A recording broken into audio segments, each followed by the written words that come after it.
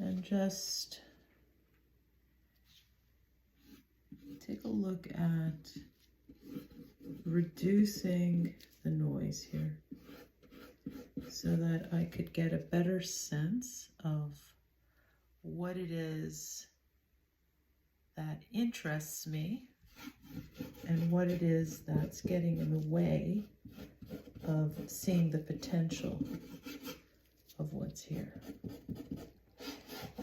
So, since I'm using oil paint,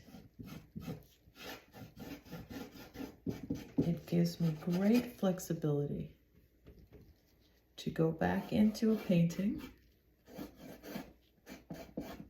and make changes.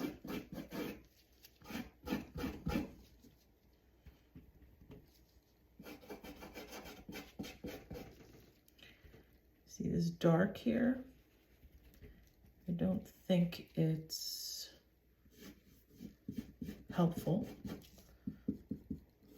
because it's bringing my attention up here. And I'm not so sure that's where I want it to be because I've really not landed on the composition that I'm happy about. So I go back in, because earlier, before this painting, I put down pieces of collage.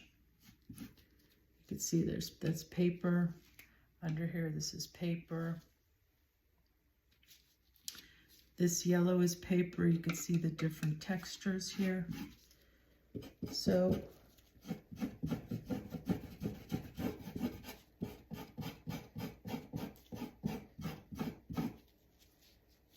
I do like how I can see some texture coming up here.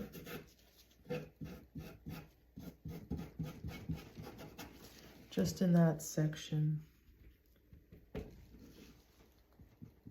So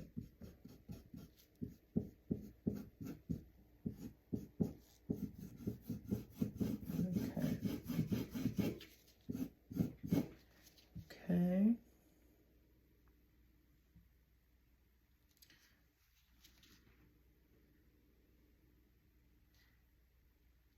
I'm wondering what you see when you look at this.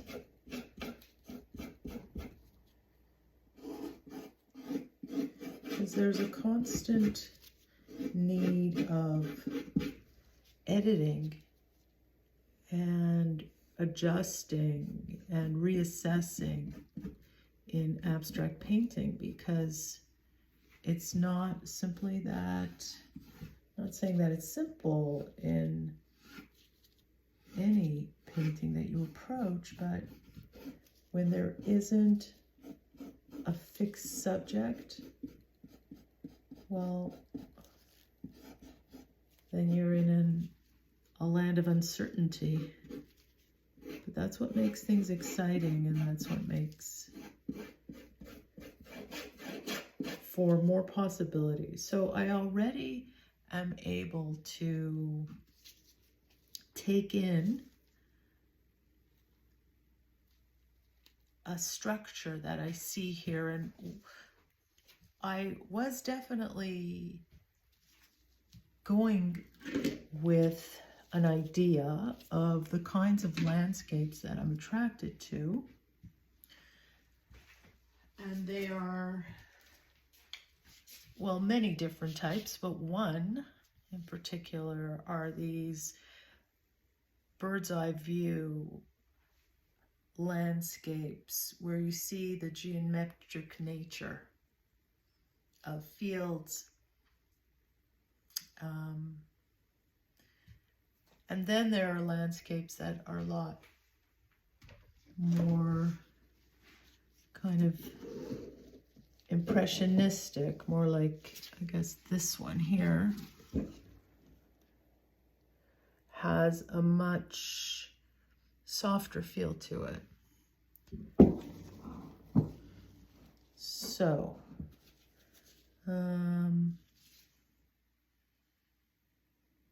So now I'm looking, and what this part of the painting here and above is fine. These two, the pink and purple here, with the light is getting in the way of the composition. So I have to make a choice here. And I think this bright needs to go.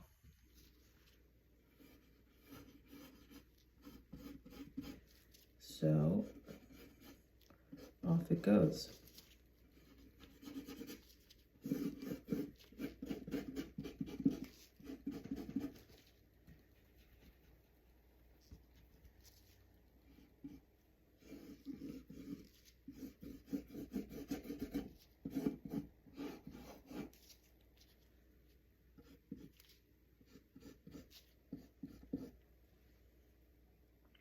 I'll just leave that little sliver there.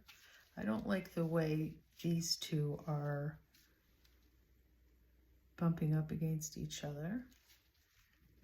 So I'm just going to change the angle here. Yeah.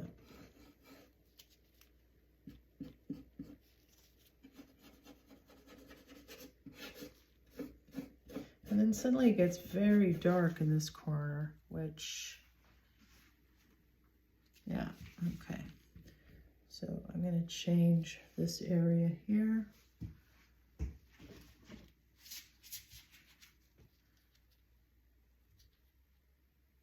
Use a guide.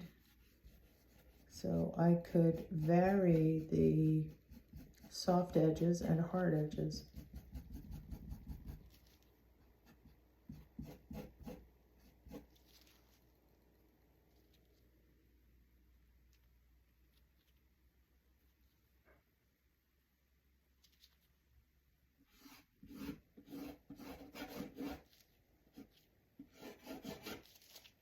So now I am using a paintbrush here, more like a pencil in a way, to look at possible directions, look at possible choice points for composition.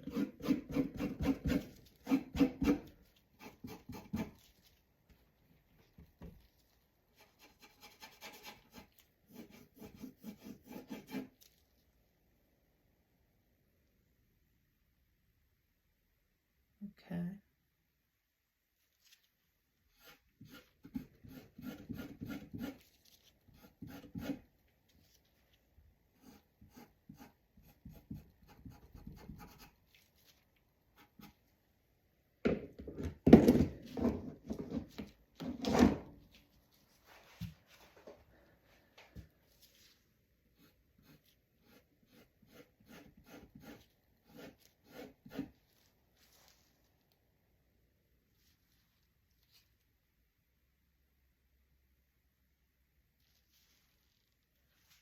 Okay, I don't like how that orange right there kind of divides the painting up into two.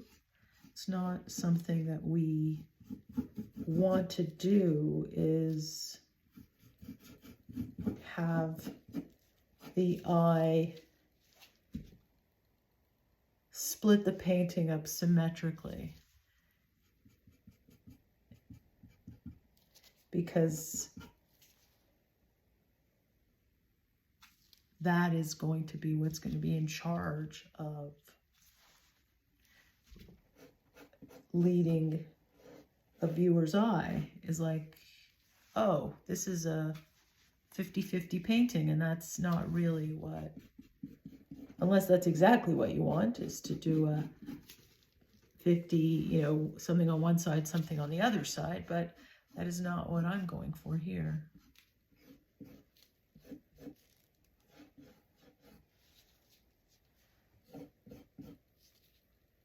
Okay, so just in this small adjustment of going in with neutral color And I chose burnt umber because it has a cool base as opposed to burnt sienna, which has a warm base.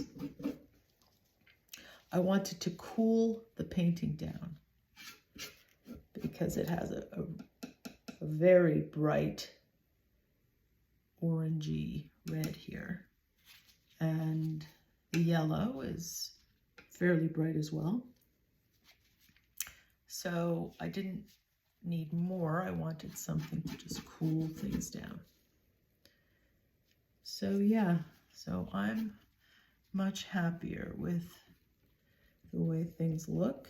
Maybe I will put just a bit, let's see, a bit more dark here.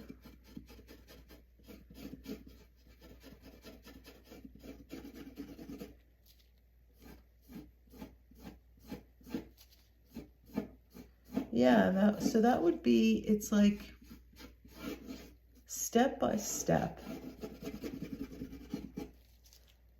we get to have the piece reveal itself to us.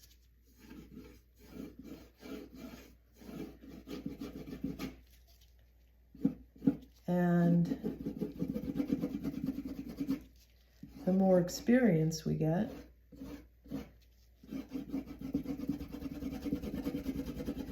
the clearer certain choice points become.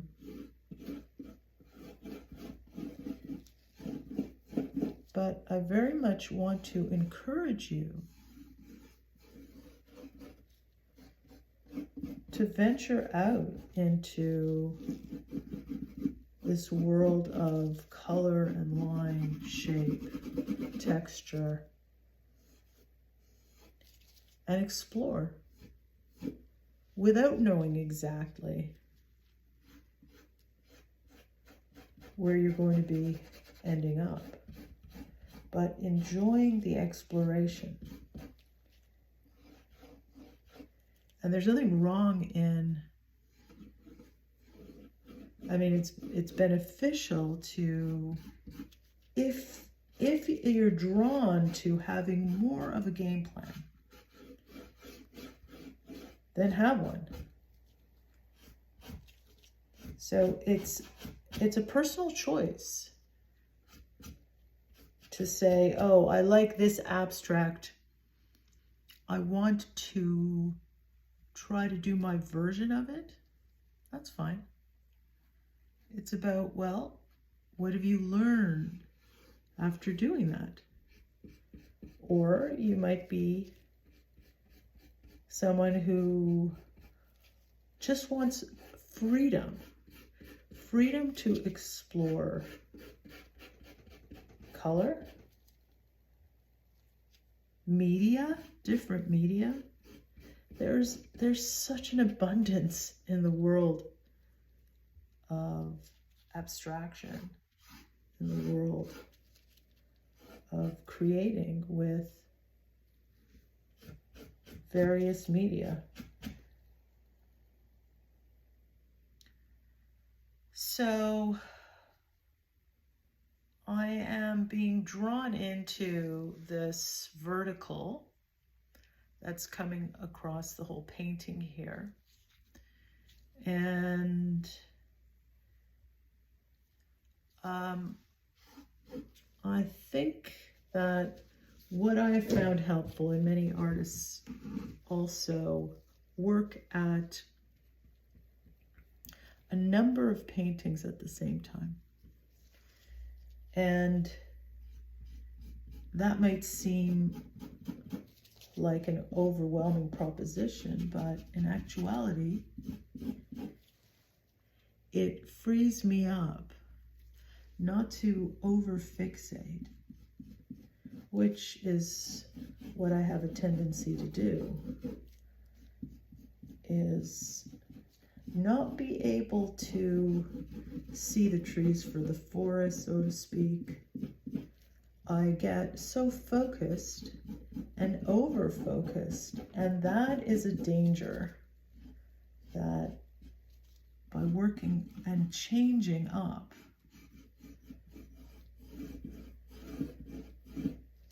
what you're doing actually is a great help. And the only way to find out what works for you is by actually giving yourself permission to create. Giving yourself permission not to know the answer.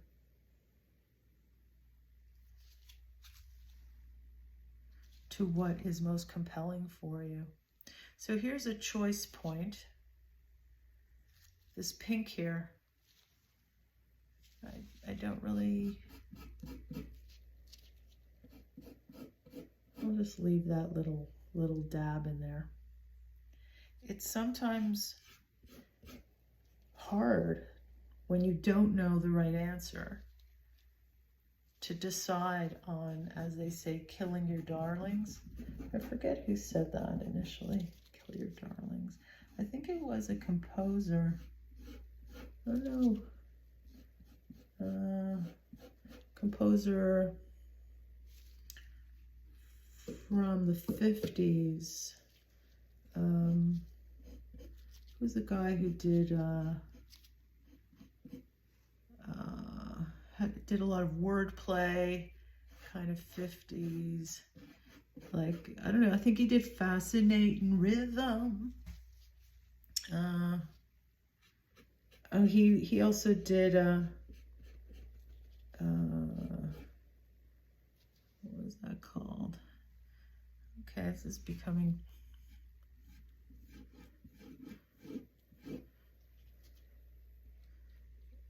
what is that song, you know, with a D? Delightful, not delicious, but da-da-da, D, all these Ds.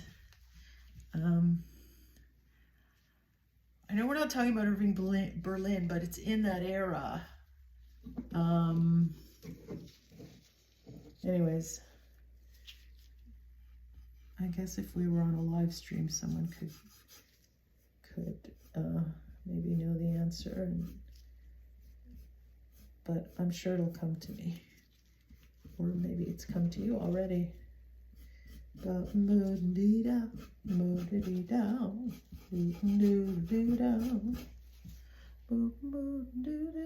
I definitely don't like that.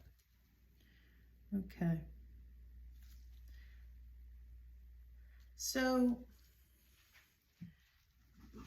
another important strategy in terms of seeing, because that's part of this is doing and not overdoing. And another huge component is seeing, and that's what gets developed, our capacity to see what's in front of us. So really developing an eye and developing our sensibility. But how do we develop a sensibility? By being interested, by being intrigued with what this world actually is. What is this world of paint, of uncertainty, of being able not to know?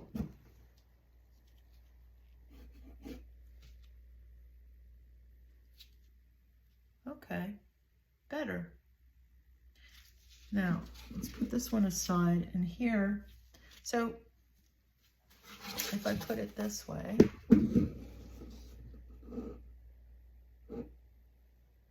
it's definitely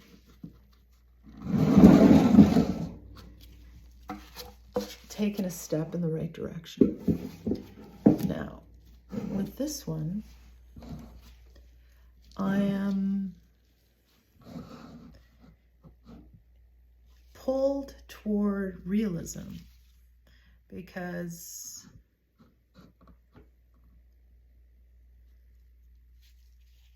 This is the ground. This might be water. There's the sky.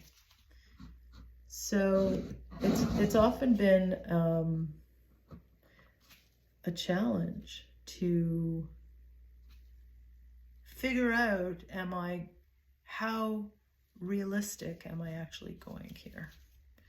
So it's not a problem to kind of cool down some of these blue highlights. The thing the foreground I'm pleased with, it's this mottled sort of sky that I feel like it doesn't know what it is. It's kind of very wishy-washy. So I wonder about there's here in terms of value, there are some dark tones and there's some saturation, as well as very muted, unsaturated tones and sort of mid-values, some highlights. The sky is not differentiated enough from this foreground. So I think what I will do is go in with a cool Hansa yellow light. So Hansa yellow is a cool yellow, as opposed to a cadmium, which is a warm yellow. This is mostly cool. This blue is quite a cool blue. So I'm going to stay with the cool colors. Put down a little of that. It's lovely, creamy Gamblin oil paint. Let's see if I work with palette knife here. Yeah, maybe add a little Gamblin solvent-free fluid. This will just thin out the paint and make it so that what I put down ends up being more like a solid. I'm gonna add some of the what I've already got here. The umber, and you see it gives it kind of a green. You could see how the Hansa, okay, we need some white here. So here I'm using some M Graham titanium white.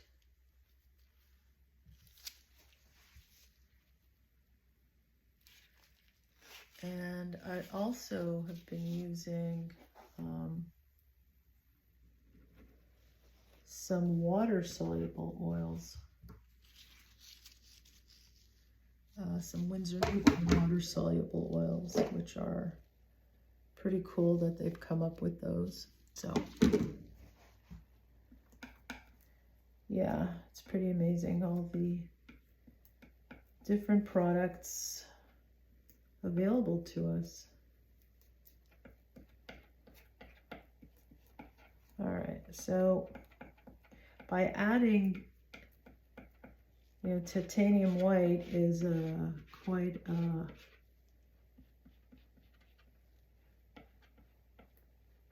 non-transparent color. So if we put some down here, I know it's going to be like bright sky. Let's just see how it is.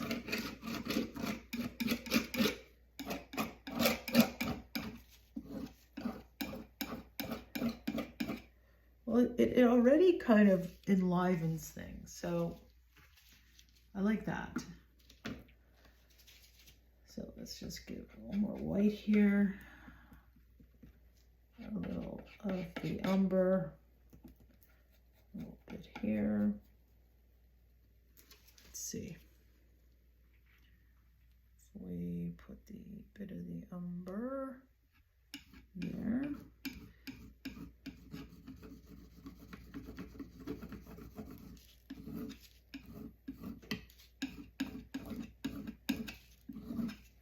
Okay. Don't use that tool. Why don't we take a brush? Just move things around. I have it's a very stiff brush, so it's almost acting as though it's a palette knife. Yeah, I like that. I like how it is not giving me that crumpled, rumpled look. It's very uniform.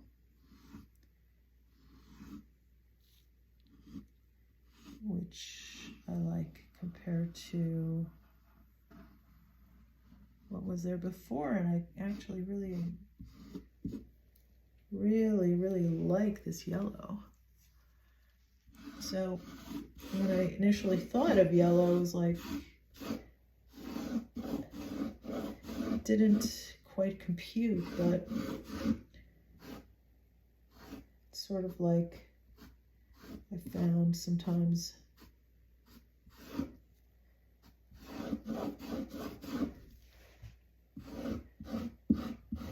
if you try something on that you think, no, that's not for me, but if a friend of yours kind of goes, just try it on, sometimes you could be surprised. Now, of course, there's a reason that I made these choices, but there's also a part of me that questions why I'm doing it, because I guess that's a point. I'm not sure. I know some things, but I'm not sure. And that's okay. And that's what I'm kind of trying to say, that it's okay not to know. It's okay. It's part of the process. Is this back and forth, this decision making, this I'm going to put it away and think about it and find out. And if one is fortunate, there's people who could give you feedback, who can help you formulate questions, help you figure out what pleases you and what doesn't.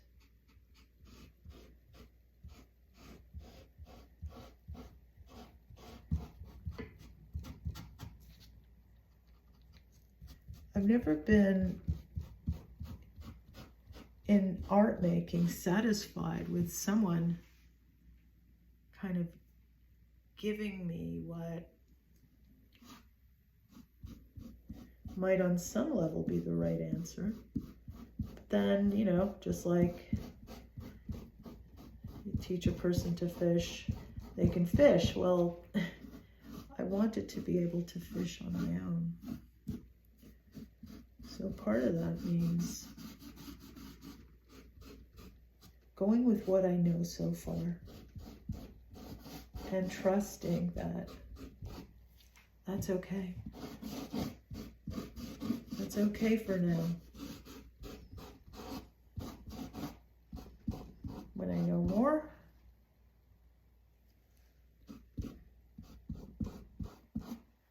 I'll know more. Okay, so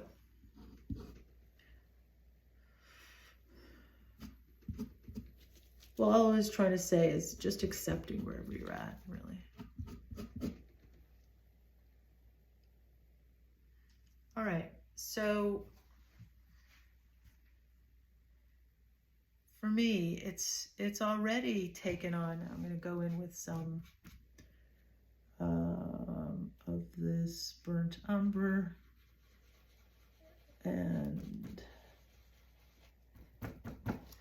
add some of the white and the mixture that's already there. It's a nice kind of peachy color.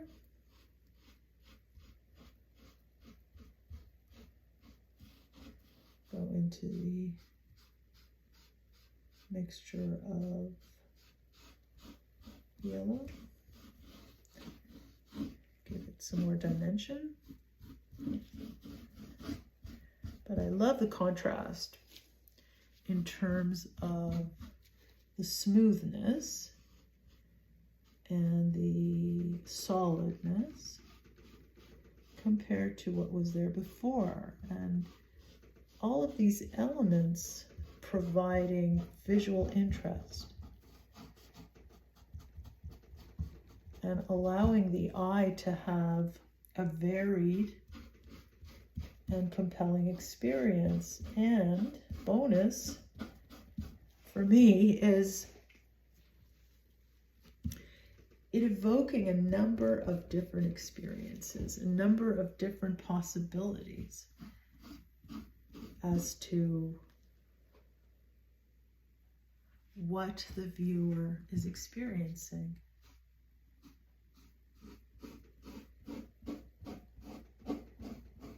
Because I get to be on that ride as well.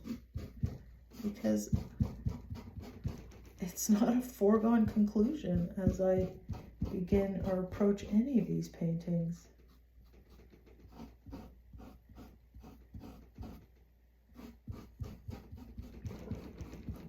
And it's been a process of accepting that that's the way that I'll grow.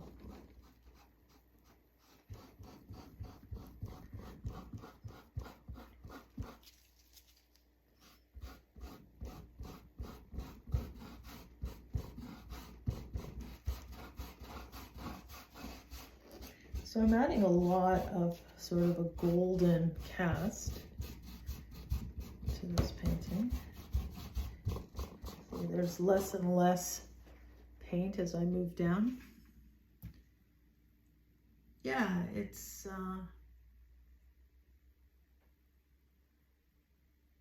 much more intriguing. Yeah. Okay. So, should we return to this guy? Okay, let's move this one down.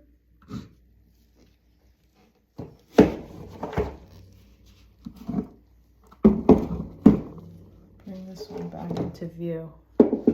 And so,